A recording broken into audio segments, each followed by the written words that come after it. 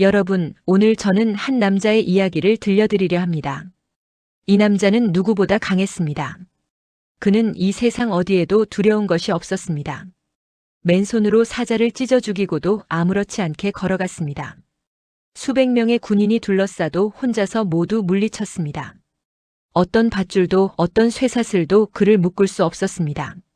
그런데 이 남자가 이 세상에서 이기지 못한 것이 딱 하나 있었습니다. 자기 자신이었습니다. 그는 욕망 앞에서 무너졌습니다. 분노 앞에서 흔들렸습니다.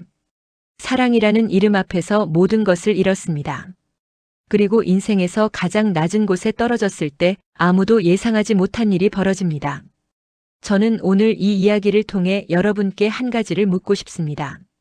우리는 살면서 얼마나 많이 후회해 왔을까요? 젊었을 때 저질렀던 실수들, 사랑하는 사람에게 너무 심한 말을 했던 그 순간, 욱하고 내뱉었다가 평생 마음에 남은 그 한마디, 더 잘 해드릴 수 있었는데, 이제는 돌아갈 수 없는 그 자리들, 나이가 들면서 밤마다 떠오르는 그 얼굴들, 그 목소리들, 그 장면들. 내가 그때 왜 그랬을까? 내가 그때 조금만 더 참았더라면. 내가 조금만 덜 교만했더라면. 내가 그 사람에게 한 번만 더 전화했더라면. 오늘 제가 들려드릴 이야기는 바로 그런 인생을 살아온 사람들에게 아직 끝나지 않은 무언가가 있다는 이야기입니다. 그것이 무엇인지 끝까지 함께 들어주세요. 이 이야기는 아마 여러분의 이야기이기도 할 겁니다. 먼저 여러분께 한 가지 질문을 드리겠습니다. 살면서 가장 배신감을 느꼈던 순간이 언제였습니까? 오랫동안 함께 일했던 동료가 뒤에서 저를 험담했을 때, 평생 믿었던 가족이 제 기대를 저버렸을 때, 가장 아끼던 친구가 이익 앞에서 등을 돌렸을 때, 깊이 사랑했던 사람이 저를 이용했다는 것을 알게 됐을 때, 그 순간의 감정 지금도 기억하십니까? 배신감, 억울함, 그리고 그 아래 깊숙이 자리 잡은 분노.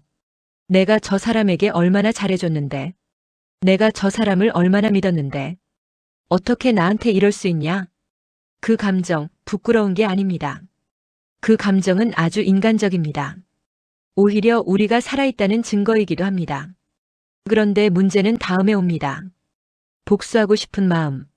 나도 똑같이 돌려줘야겠다. 저 사람이 잘 되는 꼴은 못 보겠다.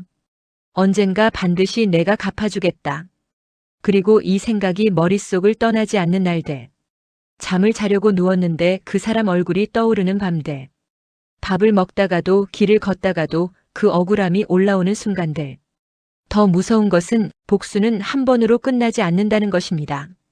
복수를 하면 할수록 더 큰 복수가 필요해집니다.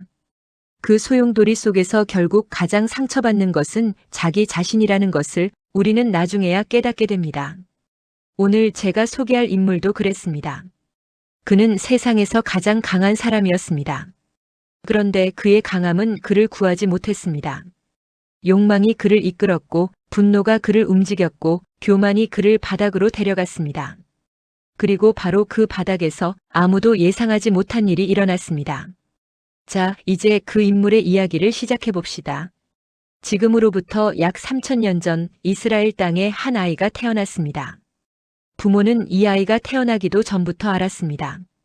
이 아이는 특별하다는 것을, 이 아이를 통해 큰 일이 일어날 것이라는 것을. 아이의 이름은 삼손. 삼손은 자라면서 남다른 힘을 가졌습니다. 사자를 맨손으로 찢어 죽일 만큼 강한 힘. 나귀 턱뼈 하나로 수백 명을 물리칠 만큼 압도적인 힘. 누가 봐도 이 사람은 범상치 않았습니다. 그런데 삼손에게는 치명적인 약점이 있었습니다. 그것은 자기 욕망이었습니다. 그것은 자기 감정이었습니다. 그것은 자기 방식대로 살고 싶다는 고집이었습니다. 삼손은 블레셋 여자를 좋아했습니다. 당시 블레셋은 이스라엘을 40년간 억압해온 강대한 적입니다. 그 적의 땅에서 아내를 맞이하겠다고 나선 것입니다. 부모가 말렸습니다. 왜 하필 적국 블레셋 여자냐? 우리 민족 중에, 우리 친척 중에 여자가 없느냐? 그 할례 받지 못한 블레셋 사람에게서 아내를 취하려 하느냐? 지금으로 말하면 이런 말이겠죠. 내가 왜 꼭 저 사람이어야 하냐? 더 좋은 사람 없냐? 왜 저런 집안이어야 하냐? 부모 마음이 느껴지십니까? 어디 내어놓기 부끄러운 것도 아닌데 그냥 마음이 걱정되는 것입니다. 그러나 삼손은 고집을 꺾지 않았습니다. 내가 그 여자가 좋습니다. 데려오세요. 이미 그의 눈에는 자기 욕망만 가득했습니다. 자기가 원하는 것, 자기가 좋아하는 것, 그것이 전부였습니다. 그리고 우리는 압니다. 그렇게 시작한 일들이 어떻게 흘러가는지. 결혼식이 있었습니다. 잔치가 7일간 열렸습니다. 삼손은 블레셋 청년들 앞에서 내기를 걸었습니다. 내가 수수께끼를 낼 테니 잔치 기간 7일 안에 풀면 내가 베옷 30벌, 갈아입을 옷 30벌을 주겠다. 못 풀면 너희가 내게 그것을 내라. 블레셋 청년들이 수락했습니다. 수수께끼는 이것이었습니다.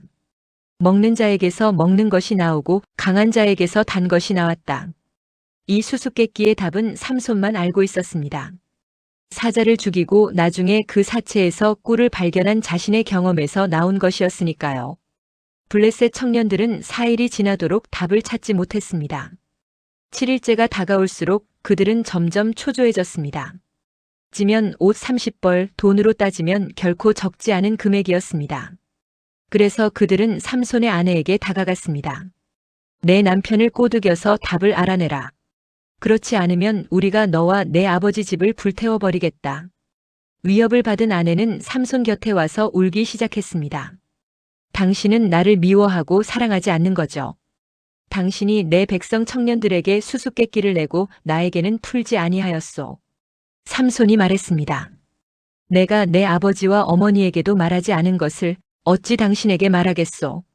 그러나 아내는 그치지 않았습니다. 잔치 남은 7일 동안 계속 울었습니다. 계속 졸랐습니다. 계속 호소했습니다.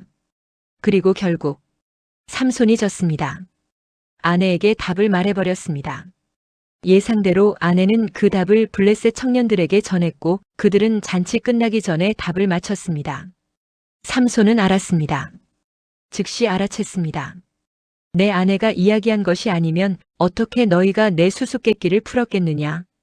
그 배신의 순간 삼손은 이 세상에서 가장 강한 사람이었습니다. 그런데 자기 아내에게 배신당했습니다. 가장 믿었던 사람, 가장 아꼈던 사람에게 뒤통수를 맞은 것입니다. 얼마나 분했을까요? 얼마나 억울했을까요? 그런데 놀라운 것은 삼손은 그 분노를 억누르지 않았습니다. 그 분노를 그대로 행동으로 옮겼습니다.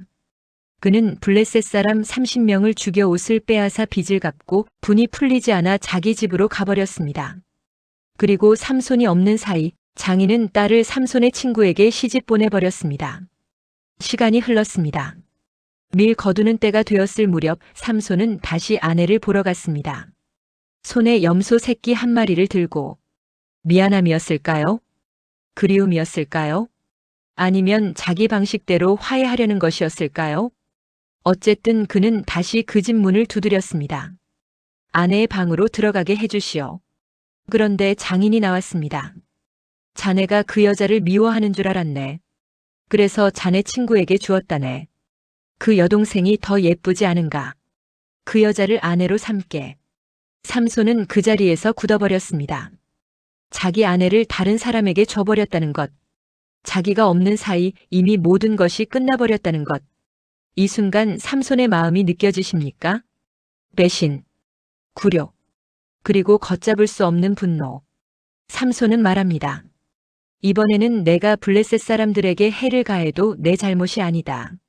그리고 그는 여우 300마리를 잡아 꼬리와 꼬리를 묶고 그 사이에 횃불을 달아 블레셋의 곡식밭으로 놓아버렸습니다. 여우들이 달리기 시작했습니다. 횃불이 밀밭에 닿았습니다. 불이 붙었습니다.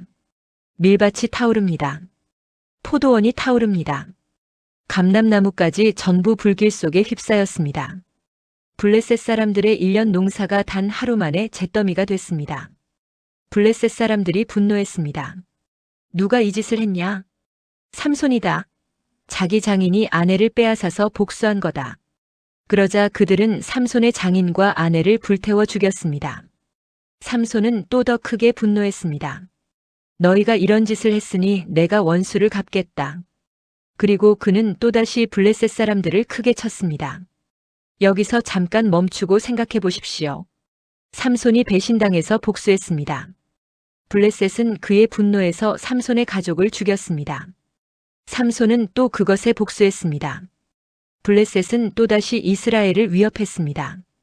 복수가 복수를 낳고 분노가 분노를 부릅니다.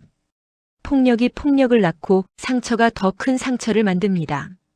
이 싸움은 어디서 끝날까요? 실은 끝나지 않습니다. 인간의 힘으로는 이 순환을 끊을 수 없습니다. 그것이 인간의 한계입니다.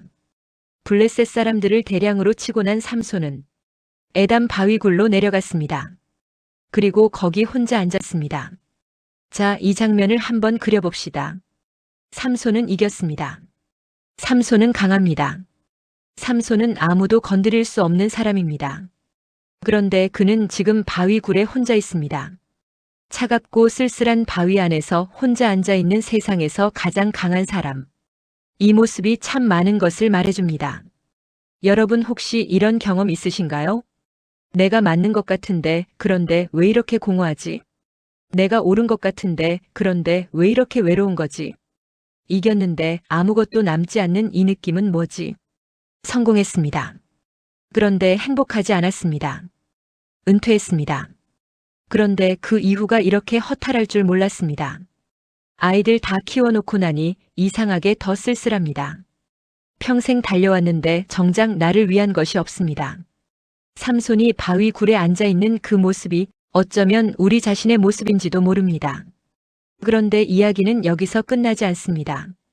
블레셋 사람들이 유다 지파 땅으로 올라왔습니다.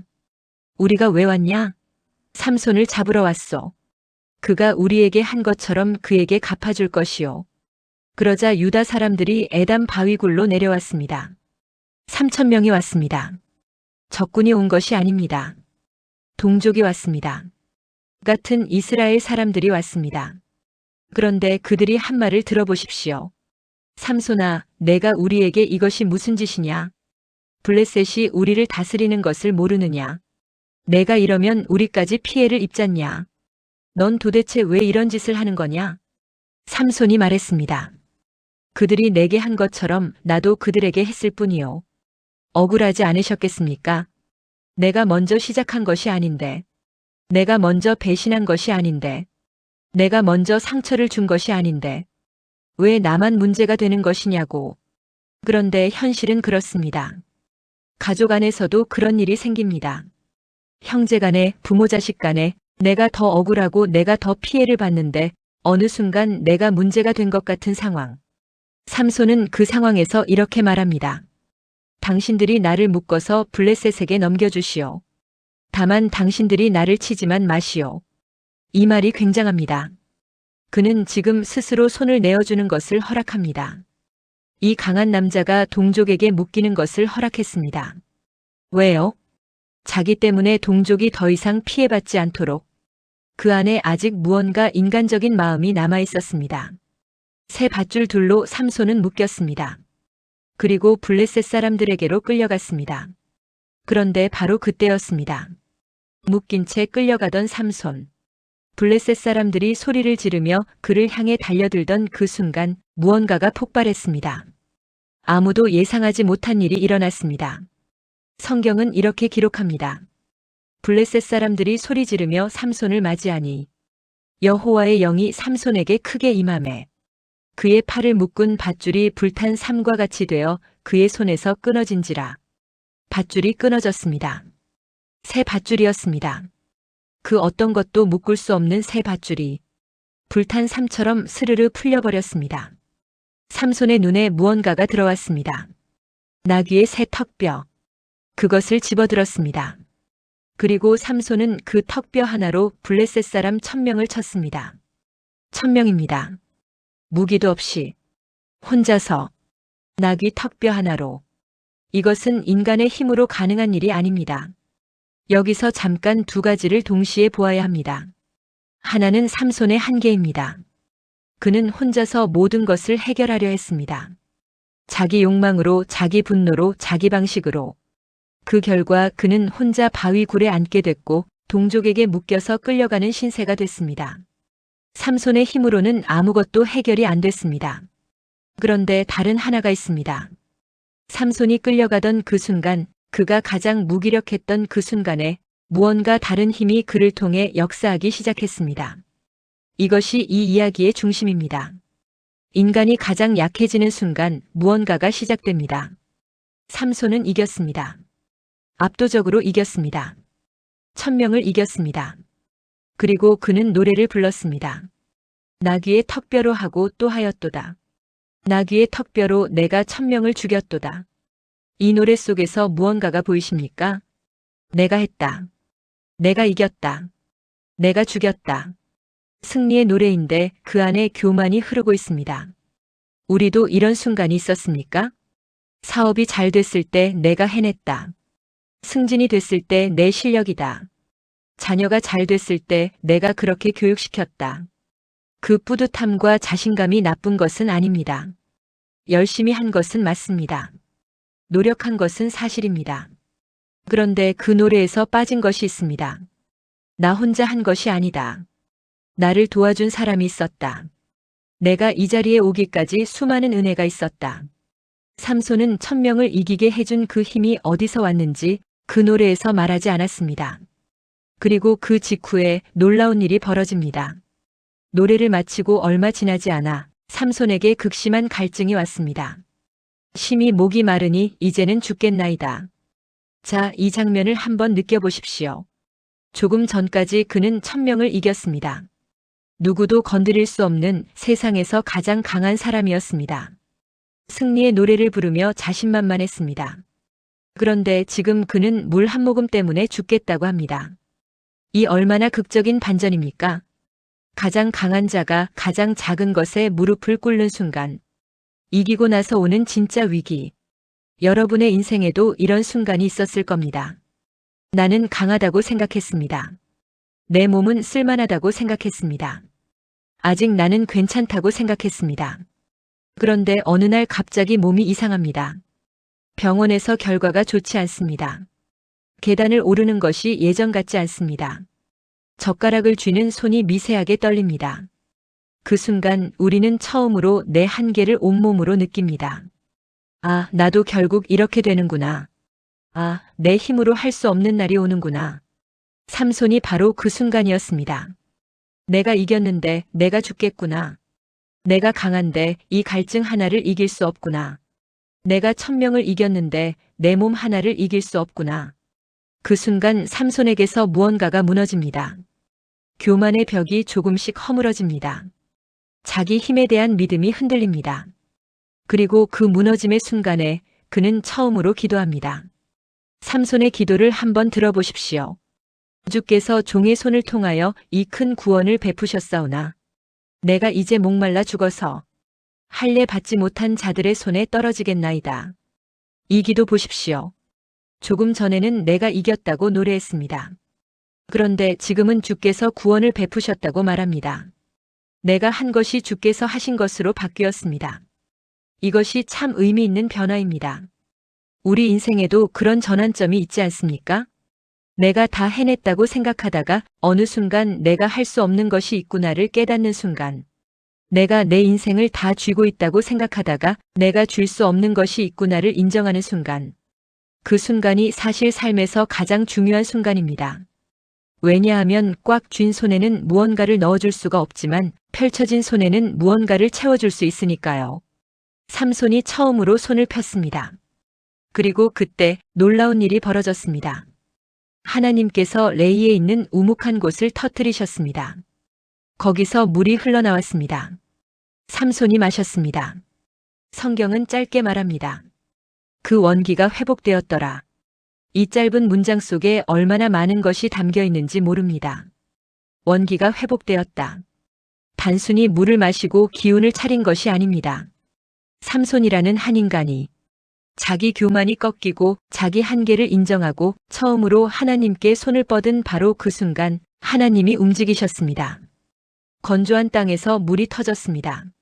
아무것도 없어 보이는 곳에서 샘이 열렸습니다. 인간이 포기하려던 순간 하나님은 시작하셨습니다. 여기서 제가 주목하는 것은 터뜨리셨다는 표현입니다. 터뜨린다는 것은 무에서 유를 만든 것이 아닙니다. 물은 이미 그 땅 아래에 있었습니다. 그런데 막혀 있었습니다. 하나님이 하신 일은 막힌 것을 여신 것입니다. 이것이 은혜의 본질입니다. 이미 준비된 것을 인간이 가장 필요한 순간에 열어주시는 것. 우리 인생을 돌아보면 그런 순간들이 있지 않습니까? 분명 아무것도 없는 것 같았는데 무언가가 있었던 경험. 모든 것이 막힌 것 같았는데 길이 열렸던 경험. 이제 끝인 줄 알았는데 다시 시작이 된 경험. 그것이 우연이었을까요? 아니면 누군가의 손이 막힌 것을 터뜨려 주신 것이었을까요? 오늘 우리는 삼손 이야기의 한 장면을 봤습니다. 그런데 삼손의 전 생애를 한번 돌아봐야 합니다. 삼손의 인생은 한마디로 욕망과 실패의 연속이었습니다. 첫 번째 아내에게 배신당했습니다. 복수를 했습니다. 더 큰 복수가 돌아왔습니다. 가족을 잃었습니다. 그 이후에도 삼손은 달라지지 않았습니다. 들릴라라는 블레셋 여자를 사랑했습니다. 블레셋 지도자들이 들릴라에게 돈을 주고 삼손의 비밀을 알아내게 시켰습니다. 들릴라가 물었습니다. 당신의 힘이 어디서 나오는지 말해주세요. 삼손은 거짓말을 했습니다. 또 거짓말을 했습니다. 또 거짓말을 했습니다. 그러나 들릴라가 계속 졸랐습니다. 당신은 나를 사랑하지 않아요. 나에게 말해주지 않는다면 어떻게 사랑하는 거예요? 그리고 결국 삼손은 또 졌습니다. 내 머리 위에는 삭도를 댄 일이 없나니. 나는 태어날 때부터 하나님의 나실인이 됨이라. 만일 내 머리가 밀리면 내 힘이 내게서 떠나리라. 들릴라는 그 정보를 팔았습니다. 삼손이 잠든 사이 머리가 밀렸습니다. 그리고 삼손의 힘이 사라졌습니다. 블레셋 사람들이 잡아 두 눈을 뽑았습니다. 감옥에서 맷돌을 갈게 했습니다. 영웅이 포로가 됐습니다. 강한 자가 노예가 됐습니다. 빛나던 사람이 어둠 속에서 맷돌을 돌리게 됐습니다. 그런데 성경은 이 비극적인 장면에서 조용히 한 문장을 더합니다. 그의 머리털이 밀린 후에 다시 자라기 시작하니라. 아직 끝나지 않았습니다. 그리고 마지막 장면, 눈이 없는 채로 블레셋의 신전에 끌려 나온 삼손. 수천 명이 지켜보는 앞에서 조롱당하는 삼손. 그가 외칩니다. 주 여호와여 구하옵나니. 이번만 나를 강하게 하소서. 그리고 기둥을 밀었습니다. 신전이 무너졌습니다. 이날 삼손이 죽이며 죽인 자가 살았을 때 죽인 자보다 더 많았습니다. 살면서 가장 약한 순간에 가장 강한 일이 일어났습니다. 이것이 삼손의 이야기입니다. 그런데 이것은 단순한 영웅 서사가 아닙니다. 이것은 인간의 실패 속에서도 이야기를 이어가시는 분의 이야기입니다. 여러분, 이 이야기를 들으시면서 어떤 생각이 드셨습니까? 60년, 70년, 80년을 살아오셨다면 누구에게나 후회되는 순간이 있을 것입니다.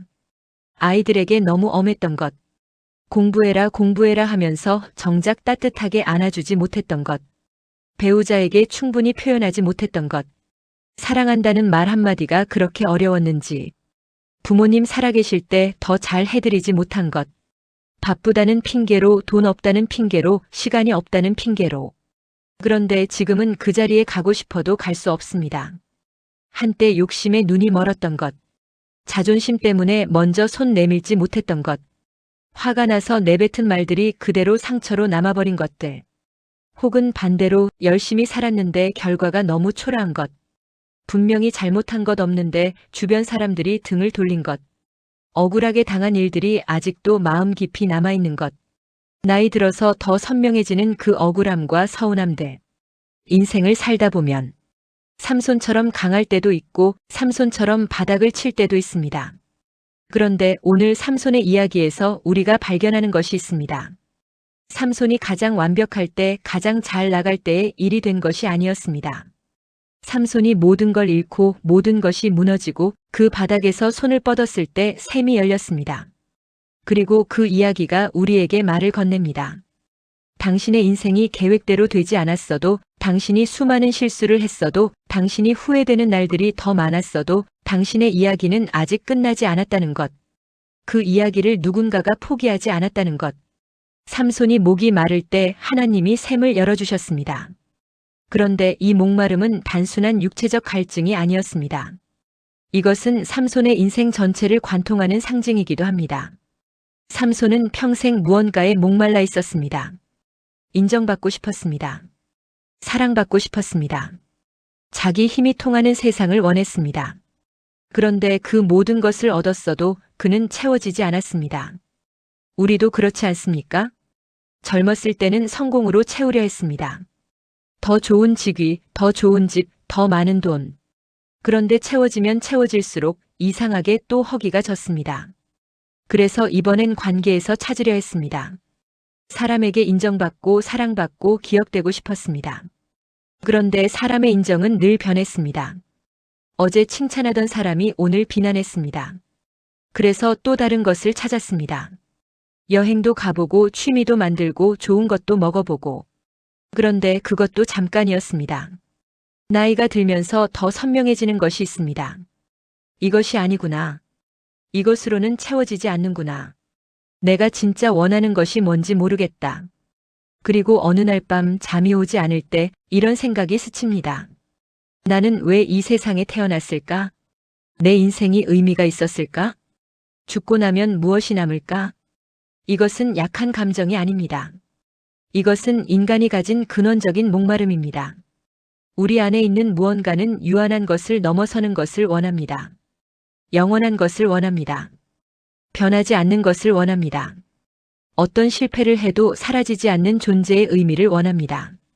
그리고 그 목마름은 인간이 만든 것으로는 채워지지 않습니다. 오늘 이 이야기의 주제는 끈질긴 은혜입니다. 이 말의 의미를 한번 생각해 봅시다.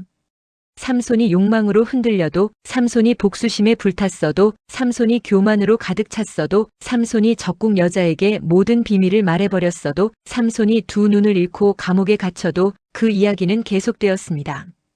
포기되지 않았습니다. 이것이 끈질긴 은혜입니다. 인간의 실패에도 불구하고, 인간의 욕망을 통해서도, 인간의 상처를 넘어서 인간이 가장 바닥에 있을 때조차 하나님의 이야기는 계속되었습니다. 그리고 그 은혜가 끈질긴 것은 단순히 삼손의 이야기에서만 보이는 것이 아닙니다. 인류 역사 전체에서 이 은혜는 끈질기게 이어졌습니다.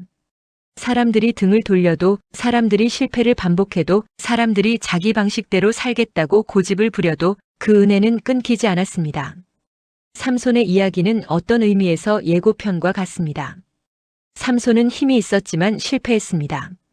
삼손은 구원자였지만 욕망에 흔들렸습니다. 삼손은 사명이 있었지만 스스로 감당하지 못했습니다.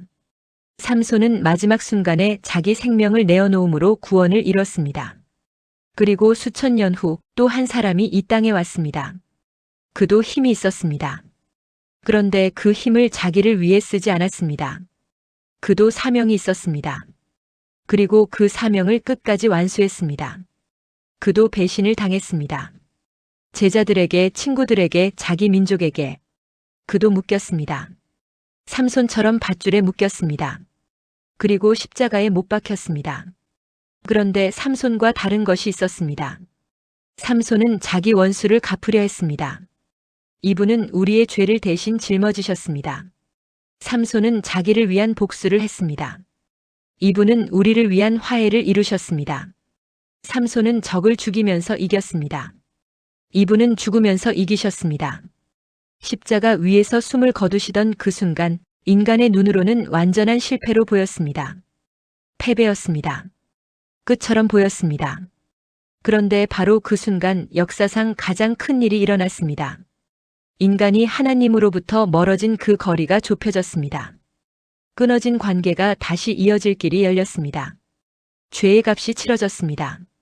삼손이 목이 마를 때 바위에서 샘이 열린 것처럼 인류가 가장 목말라 하던 그 시간 가장 큰 샘이 열렸습니다. 그것이 예수 그리스도의 십자가입니다. 이것은 단순히 종교 이야기가 아닙니다.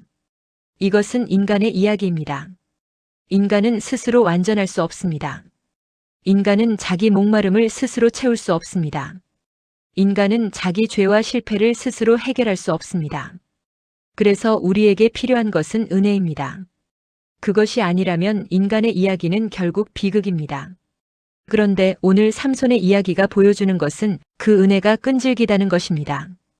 우리가 욕망에 흔들려도, 우리가 교만하게 살아도, 우리가 수십 년 동안 이 사실을 외면하며 살아도 그 은혜는 우리를 포기하지 않습니다. 인생을 살아가는 데는 두 가지 방식이 있습니다. 하나는 내 힘으로 사는 인생입니다. 내가 결정하고, 내가 이루고, 내가 책임지는 인생. 강해 보이고, 독립적으로 보이고, 자랑스럽게 보입니다. 그런데 그 인생의 끝은 결국 삼손처럼 혼자 바위 굴에 앉아 있게 됩니다. 아무도 없는 곳에서 내 힘으로 이겼다고 생각했는데 막상 목이 마를 때는 아무것도 할 수 없는 그 순간이 옵니다. 다른 하나는 은혜로 사는 인생입니다. 내가 완전하지 않다는 것을 알고 내 한계를 인정하고 그 부족한 자리에 더 큰 무언가가 흘러들어오는 인생. 삼손의 이야기가 보여주는 것은 그가 가장 강했을 때가 가장 위험했다는 것입니다. 그가 가장 약했을 때 비로소 샘이 열렸습니다. 이것이 은혜의 역설입니다. 우리가 약할수록 은혜는 더 선명합니다. 우리가 비어 있을수록 무언가가 채워질 수 있습니다. 그러므로 나이가 들면서 느끼는 그 한계, 몸이 예전 같지 않다는 감각, 내 힘으로 할 수 없다는 그 절감, 이것들이 사실 비극이 아닐 수 있습니다. 오히려 은혜가 들어올 수 있는 자리가 넓어지는 것인지 모릅니다. 가장 단단하게 닫혀있던 삼손의 마음에 샘이 열렸습니다. 가장 교만하게 살았던 삼손이 마지막 순간 가장 겸손하게 손을 폈습니다. 그리고 그 손에 샘이 터졌습니다. 여러분, 오늘 삼손의 이야기를 함께 들으셨습니다. 이 이야기를 들으시면서 마음에 남는 장면이 있으셨습니까? 잠깐 멈추고 이 질문들을 스스로에게 조용히 던져보시겠습니까? 나는 지금까지 무엇을 붙잡고 살아왔을까요? 내 힘, 내 성공, 내 자존심, 내 계획, 내 방식. 그것이 인생의 끝까지 나를 지켜줄 수 있었나요? 내가 가장 자신 있었던 그 순간들, 지금 돌아보면 어떻습니까? 나의 인생을 지탱해온 것은 진정 무엇이었을까요? 내가 포기하고 싶었던 그 순간에 나를 다시 일으켜 세운 것은 무엇이었나요? 그것이 정말 내 힘이었나요? 아니면 설명할 수 없는 무언가였나요? 혹시 우리도 모르는 사이에 우리 곁을 지키고 있었던 무언가를 외면하며 살지는 않았을까요? 삼손은 인생의 끝자락에서야 비로소 알았습니다. 자기 힘이 사실 자기 것이 아니었다는 것을, 자기 곁에 늘 무언가가 함께 있었다는 것을, 그리고 그 무언가가 자기 이야기를 끝까지 포기하지 않았다는 것을. 그 깨달음이 너무 늦어서 너무 비싼 대가를 치르고 얻은 깨달음이었습니다. 우리는 지금 이 이야기를 들었습니다. 아직 늦지 않았습니다. 아직 숨 쉬고 있다면, 아직 이 이야기를 듣고 있다면, 아직 우리의 이야기는 끝나지 않았습니다. 그 끈질긴 은혜는 오늘도 우리 곁에 있습니다. 건조했던 삼손의 바위에서 샘이 터진 것처럼 오늘 우리 마음 깊은 곳에서도 그 샘이 열리길 바랍니다. 목마른 사람은 오십시오. 원하는 자는 값없이 받으십시오. 이 초대는 지금도 열려 있습니다. 오늘 이 이야기가 마음에 남으셨다면 좋아요와 구독으로 함께 해주세요. 다음 시간에도 이런 이야기로 다시 찾아오겠습니다. 감사합니다.